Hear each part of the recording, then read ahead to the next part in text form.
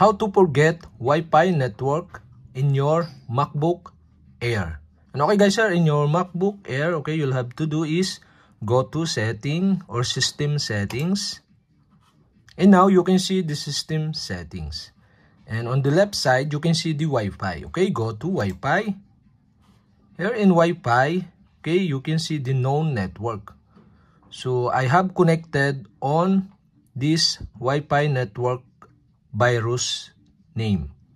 And to forget this Wi-Fi network, okay, you'll have to do is, you can see the 3 dot on the right side of this virus network. Okay, you'll have to do is click this.